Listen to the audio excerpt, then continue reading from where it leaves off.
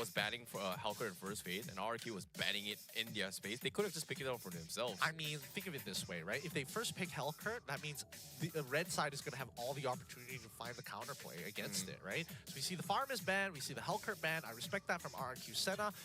Bleed decide to get rid of 2 Enchanter-style mages, the Angelin as well as Matilda. That's totally fine, but I don't see enough gold lane bans here. I guess RRQ Sena is really confident, even if it's like Roger versus Harith, yeah. It should be a free matchup if the laning is going to be like that. Like right now, banning off Marksman isn't going to help them as well. Like there's Roger, there's Harith, as well as the triple threat, right? There's no point banning. I think that RRQ, there's no reason for them to ban it, right? I think it's kind of the onus on Bleed. What does Seiji actually want to have a decent matchup? Because he lost the lane Moskov versus Natan, and he had to recall 2 times before eventually getting solo killed on that third turtle. Okay, Loi was as a priority instead. I was expecting them to maybe ban the Barats instead, considering the fact that they let Loi through, they first pick themselves, and then ban off the Barat. Because both these teams, they do prioritize on Barats a lot. So no need. Because if they get rid of the Loi, that means Jay, who's known to play Loi before the initial buffs on Loi actually comes, he gets a comfort hero for free, right? Okay. So they're limiting the options. They're willing to give away the Barats, but they're willing to take a really strong gold laner. And I think considering Toy's performance in game number 1, if he knows how to play Roger, he's absolutely just going to stomp a Bleed into the ground unless they send members to actually help out Seiji, right? This is based off of first interaction. For all I know, it just could be a bad matchup that Seiji is just not used to. But to be fair, Moskov has been on a rise. Yeah, I'm a little bit surprised by this Baxia ban coming from Bleed here. Maybe they're anticipating like, hey, no Baxia, just forcefully pick the Harith and then pick a Phoveus to deal with this Harith. No, they just wanted to play Fredrin for free. They just wanted to play Fredrin. This means that Barats falls into the hands of RQ Sena as well. Okay. Bleed, they lock in the Valentina. Again, very safe start for the side of Bleed. They want to see what RRQ Sena is up to first before they commit to anything. I don't know. I feel like right now, in terms of matchup here, like they have a lot of solutions to just shut down the Harith, right? Like, even if you don't play a marksman, you put a gold lane Phoveus against a Harith here. As long as Harith drops Salmon Force, that Phoveus is just gonna kill the Harith completely. But that means that you give up on the gold lane, right? True, Entirely true. for the earlier stages. And I don't think Bleed wants to do that just yet. I think they want to set up a really good matchup specifically for the EXP laner. And that's when we see the responses. Really smart, really like it. Okay. We do get the Barats. We also get the Vexana to ensure, hey, even if you're Valentina, you better get a strong support right now. If not, I will generally be able to clear out these waves faster. And there we have it. We have the Edith coming in from the side of Bleed to kind of peel backwards against RRQ Sena.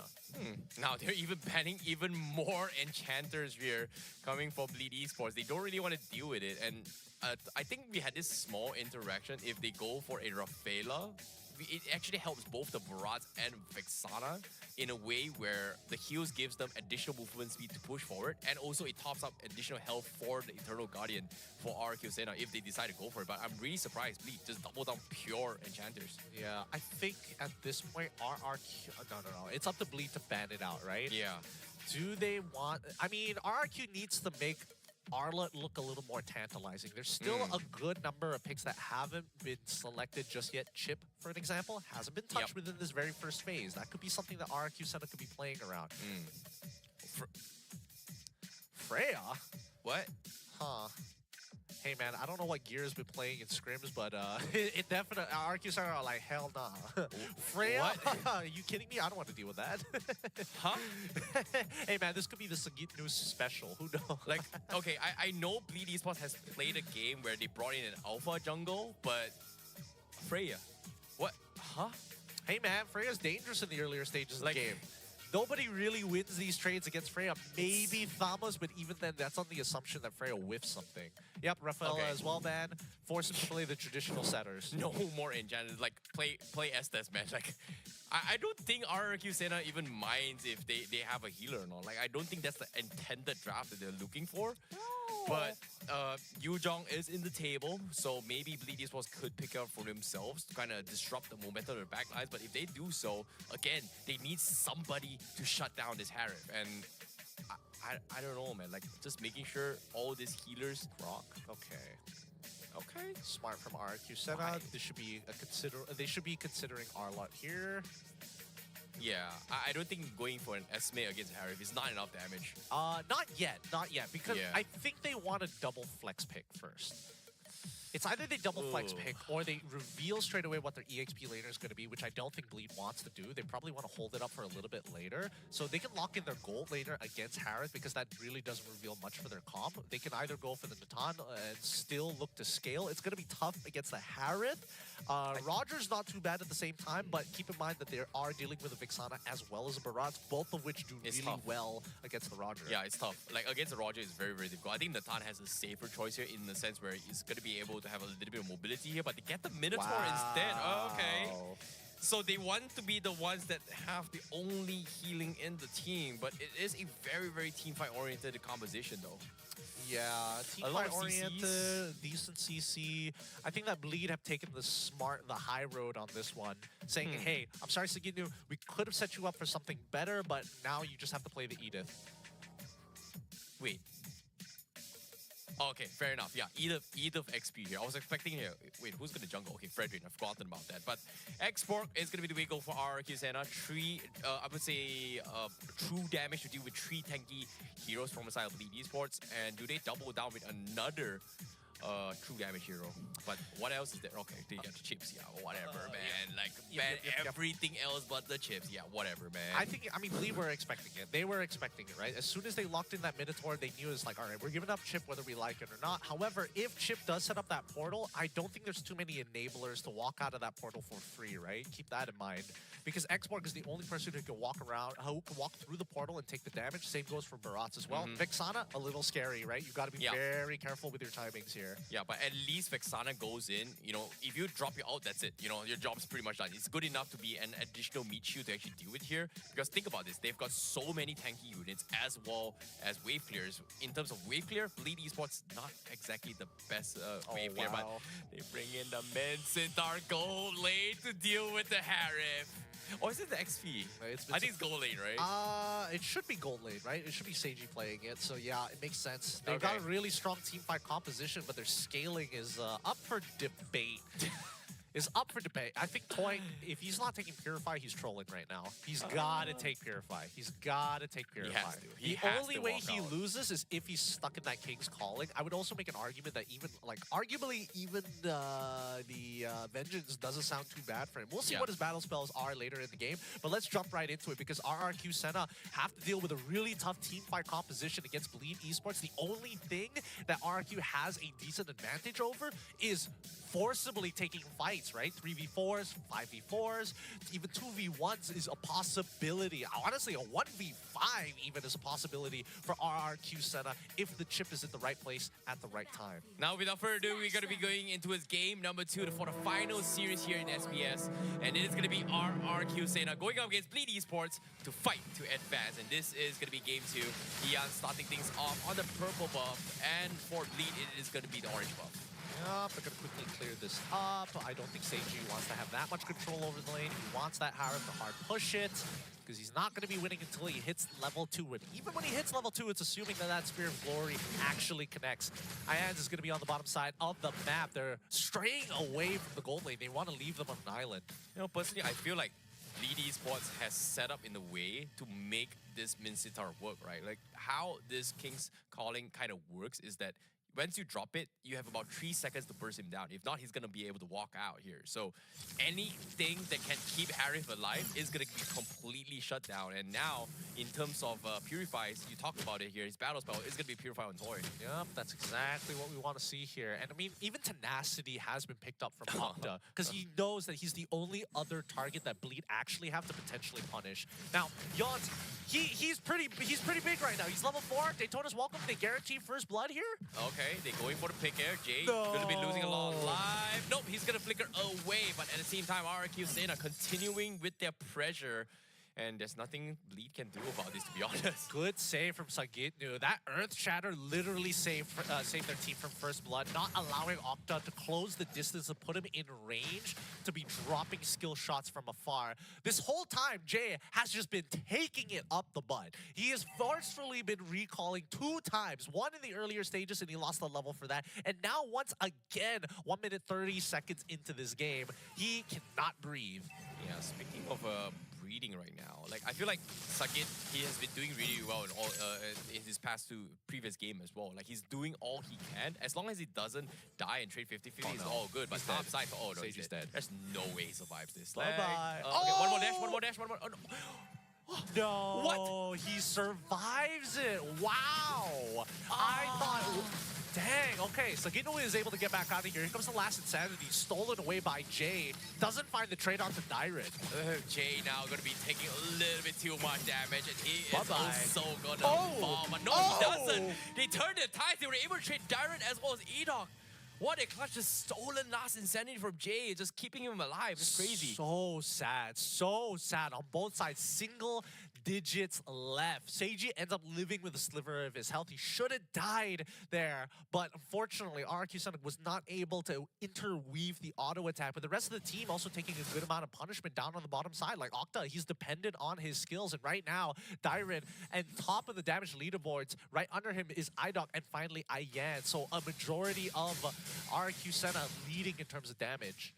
Oh boy, now before the first turtle clash here, seems like they are setting out for a little bit of play. But again, now Daytona's welcome. Gonna completely whiff the mark here. Nothing super big in here, but now they are gonna try and force a fire there in here. They are gonna chip away at his Viraga armor, but he's gonna try his best to get out, getting taunted his way through, getting kited as well. Darren does have the flicker. He's gonna be A-okay unless the Valentina jumps into play, but nope, not gonna be able to hear Zagit. Yeah, he's dead. There's no way he survives. No, I'm telling you, give this man Arlet, dude. He's stuck on this Edith, and he's like, please, I can do so much more. He's winning out in his lane when he honestly shouldn't be. 2-0-0 right now. Bleed Esports. Very, very big bounce back, but in terms of kills, they are leading. But in terms of economy, RQ Sena right now, 800 ahead. Crazy. I mean, Bleed like to keep it close, right? It's going to come down to these moment-to-moment plays that RQ Sena have shown to be much better at in comparison to Bleed Esports. But at the same time, at least they're fixing their laning phase, right? A couple of close calls, don't get me wrong, but still, they're alive. An interesting fact is that now Seiji's got the Corrosion Scythe, and to top it off, Jay does have a very, very early Necklace of Durance for this fight, which is insane. Just to deal with the Harem rather early, that's so much emphasis on him. I mean, he got the Gleaming Gem. At this point, he might as well, right? I don't think it's too far off. Seiji. Oh, here comes the hook coming in. They told us welcome, we'll get out, but here comes the drop as well. They've got the shotgun. He's on tree, man. So much damage. Seiji first to fall. They've got the Minarich, but the turtle has been secured by Bleed Esports, and they need to get out. Yon now is gonna fall to the Insanity double kill for RRQ Sena. Just like that, it closes the bomb. It's not over yet. Octa! Okay, he is going to be fine. But Bleed, they just can't catch a break. Very good fear from Octa. If he didn't land that fear, Jay would have been able to close the distance and found a trade back. But in the meantime, at least for Toy, having the time of his life, not only is he 1,000 gold ahead of his counterpart in Seiji, but has already cracked open that tier 1. An early lane swap from both Bleed and as well as RRQ Sena to compensate. Very, very difficult run here, but items here, very early Durance, not doing a lot of damage here, but ooh, Seiji does have shoes. Oh wait, he does have shoes.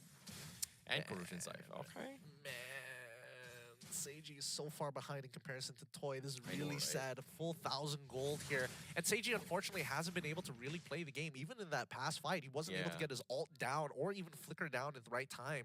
He's getting targeted by RRQ Sena, knowing that he has one of the more valuable ults in the team. Oh no, Chips, he actually got the portal on the wrong side. He found gear, he's all by himself. He needs to get out. Do they catch him? No, he's just too fast, too furry. Oh boy. I mean, good coverage coming in from Ians, right? Yes, even steals the objectives away. Yon, one level behind here. Now they need this crab, and Ians is just not giving it to him here on the sides. Again, they are going to try and poke onto his Diren here. Virga armor being poked away. Nope, He still has it. Still has it. But no, they force a fight on the east side. Do they? No, okay. They can't fight it. Wait a minute. What is this scuffle here? Seiji? Seiji? No! God. He dropped the Kling's calling. Ah, that should not happen. Bleed, what are you guys doing here? Sug into. He is going to be pulled back. Nope, he's not. He's going to be able to get out. They're just dancing with spells, but no one is dying. Okay, so this means that this should be a free tier 1, free turtle as well, unless they respond. It looks like Bleed don't want to contest for the turtle, instead will be contesting for the tier 1. Oh, bottom lane here. They do drop the Zaman Force. Minoron's rage completely airballing here. Eok, he's going to drop a short kind of return to fight gear. He's going to run for his life. They've got tier 1 protection, but they're slowly burning him alive. Seiji poking his their knife here, but he won't fall. Reyna gets one kill. Gear trying to heal them back to safety, but they're all fighting under turret, but it's somehow still surviving. They get the trade on Ians, and Yon needs to get out, and Sagit still somehow alive. He's got the Storm, the Eternal Gun. Still holding on, but Bleed, they're able to turn it around. What was that scuffle? Dang, really nicely done by Bleed. Looks like they are warmed up. Even their team fighting, they walk away ahead of the curve despite RRQ Sena having the initial economic lead. Wow. Yo, I think we need a replay of that here. There's just so many individual micro plays from all these players to drag this fight longer than that is crazy. It's really good push and pull from Bleed Esports. Really, really good. But we look at the damage leaderboard, and guess who's on top? It's going to be Ians this time round. And, well, I mean, they're all contesting for top 5. Jay still keeping it in there for Bleed Esports, dealing the most damage on his team. But at the same time, Okta is catching up real quick. Only 643 damage off from overlapping him. Oh boy. Seeing how close this has happened here, RRQ Sena, they may be in the lead, but they're underestimating Bleed's powers by a little bit too much here, to be honest. But again, they do have the damage to work with. Middle lane, do see Valentina going for a couple pokes, half HP being chipped away. But RRQ Sena now on the oppressor. I mean, look at them. They're just making sure that this no-man land is bleeding past the river, right? They're trying to control every single one of these bushes. They want to make sure that Pixel Brush is covered. Yon, he can't get out of here, right? This might be a Daytona's welcome angle, but no. They see gear 2 nearby. It's not worthwhile. Yeah, he actually used it as well. But again, right now, Bleed, they're just, you know, trading evenly here. They don't really want to give up too much control. And with this Lord coming in as well, RQ has no choice but to force the fight. But as of yet, Bleed, they're holding out somehow. They're holding out because that's what they do. They know exactly what they need to sacrifice, and if they're able to force a 50-50 onto Bleed, trading equally, that's the most ideal situation. But now, it's about how do they get ahead. Sagit, they're going for the combo. Yes, it's very, very tanky here, but they do not focus the damage. A shortcut has been used. They focus on Sagit. He's flicking backwards as well. He's going to fall. That's going to be the first one down for Bleed Esports. RRQ continuing with their push as they try to look for more. Yon tries to go for the stun. He doesn't connect, but he's getting chipped away and mowed down for now. Bleed is a 4v5. They have to sync up their waves gear, taking a little bit too much damage. Zaman Force comes in. Toy gets free reign on the Zaman Force. Seiji doesn't even drop the King's Glory. The Lord reset it for now, but Daytona's welcome will gobble down on Yon. Hey, yo! And the fight comes in, and he loses Yon. And as of yet, Jay, he gets a trade, but he's gonna fall as Toy runs rampant all by himself. Dude, is Seiji holding his ult flicker until next year? What's going on? What's going on? Why is he taking his sweet time to do this? You're not gonna find the perfect scenario. Help out your dang team. Somebody needs to do it. It has gotta be Seiji because everybody else has done everything they can. Yeah, now Sagit is gonna fall as well. He popped the grab here. He's gonna try and make a play, but it's only an Edith. He's trying to threaten them for as long as he can, but he can't do there's anything. only so much an Edith can do. He can't do anything here. Give him Arlott and maybe he can do something, but like, this is so rough. Bleed is not participating in these fights at all. They're basically playing 4v5, and they're off tempo, right? So RRQ Sena do this push and pull for free, right? Not even intersecting, but pulling the fight to the left side, then pulling it to the right side. Like, Bleed Esports need to be together on what they want to do. They cannot just break apart because that's what their composition is weak in doing. Smaller skirmishes is not ideal for Bleed. Yeah, and this Mincetar is starting to, hit very, very fast, but the damage spike is just a little bit lacking compared to what Toy brings to the table. And as of yet, Jan's looking for the black line flying. Just wait for Seiji. Seiji. Disengage this tier 1. Now, no point defending this, man. They can't do it. I mean, they can hold on to this tier 1, but until that next wave, I don't think they can handle it anymore. With the synced wave down on both sides and Chip, just to bring the entire team, if anyone decides to be a little bit too bold, they're going to force Bleed back into their inhibitor turrets. Oh, great engagements coming from RRQ Sena as Bleed Esports now. What can they do, man? Like, this is so scuffed to look at. I mean, they can consider putting Sagito into the role position. That's another thing. Because right now, I'm just waiting for Seiji to find the big King's calling, right? That's what they need. Yeah, they This is definitely an need angle. to drop This is an something as angle. well. Now, they Oh going my for the pull. God. They combo gear up. He's going to be the first to fall. Sagit still waiting for the right moment. Seiji nowhere to be found. Does not go for the pull. And now, here we goes go. in for the 3-man King's Glory. Finally wipes the floor. They get the Vex. They get Octa. They get Toy. The biggest catch. Patience finally pays off for Bleed Esports. But at what expense? Yes, finally.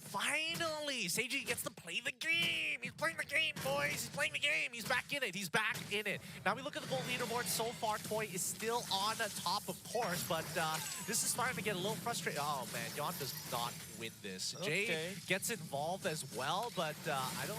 Oh, Okay, wait, he loses. Okay, he's got Loses Flicker. Flicker. Tier 1 still stands. He's gonna fall. He's got He's got Immortality. the, he's got immortality. I don't think they can kill him. No, they can't kill him. 100% they can't kill him. No way. 100% they cannot kill this man. But Now, on top outside, side, suck it. Oh, okay. He's not an export. I mean, he's definitely not the expert. I'm telling you, dude. Poor Sagitnu, man. The poor guy just wants to play the video game.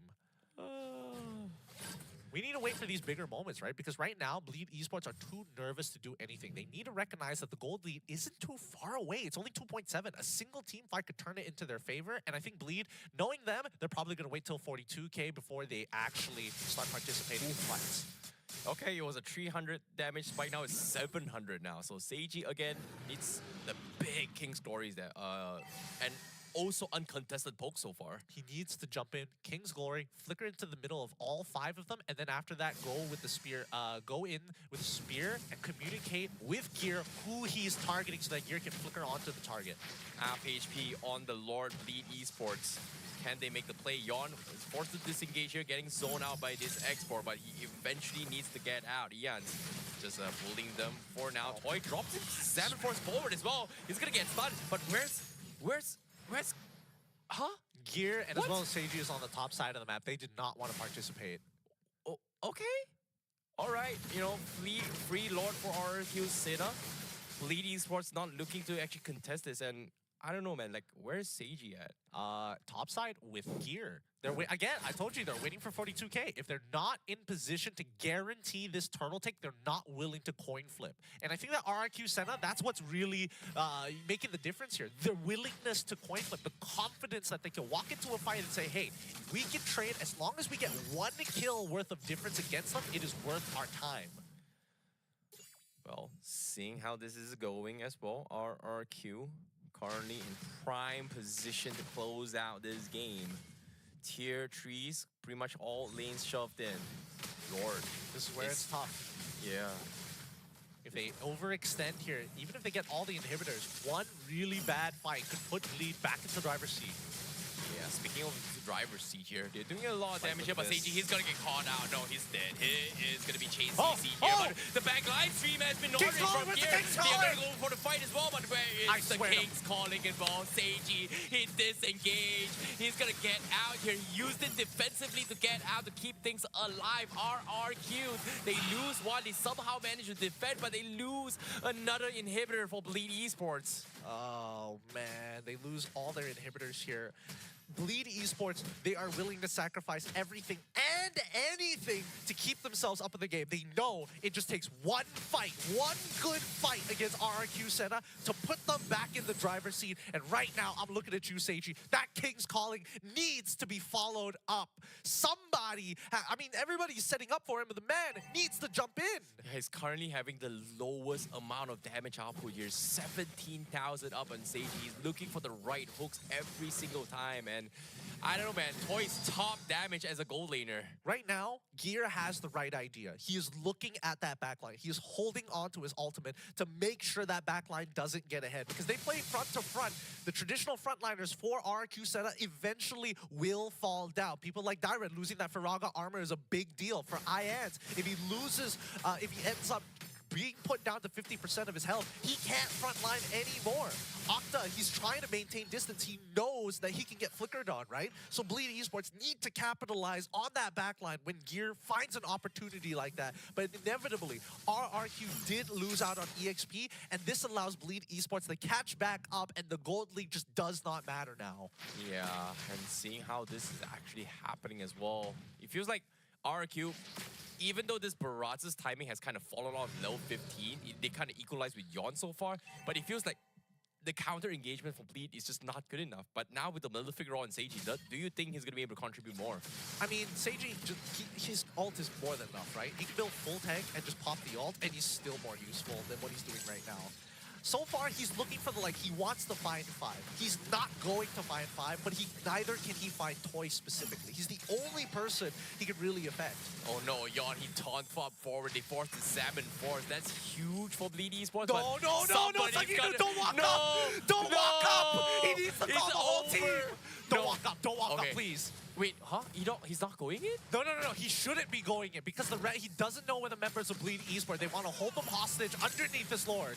Yeah, they're going to try and shove the lane here, but now with the Lord coming in, RQ, they're going to try and focus on Lord here. Meanwhile, Bleed Esports, they have to disengage for now. Now, Edo finally shows himself. He's going to try and drop the shortcut, but it doesn't matter. They're picking up the back line. King's calling.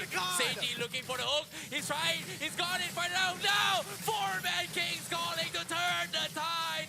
And Bleed Esports flips the table. Enoch is down, so is Ian. Now, Toy, with no King's Calling, full Salmon Force, gets a double. He trades off 2 for 2. And now with the Lord coming in, Bleed Esports, they've lost all damage. Crystal won't be focused down as RRQ Sena takes the 2-0 against Bleed. Oh, that was stressful for RRQ Sena. You can see the sigh of relief of whoa, guys, we nearly whiffed that.